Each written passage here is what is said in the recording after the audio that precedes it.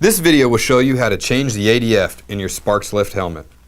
To change the ADF, open the door frame.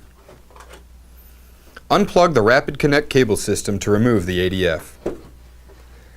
Separate the Solar Assist cartridge from the ADF by using the Z-Slide system. With the battery holder side of the system facing you, simultaneously move the top cartridge to the left and the bottom cartridge to the right. Install the new ADF to the Solar Assist cartridge by lining up the tabs on the Solar Assist with the slots on the ADF.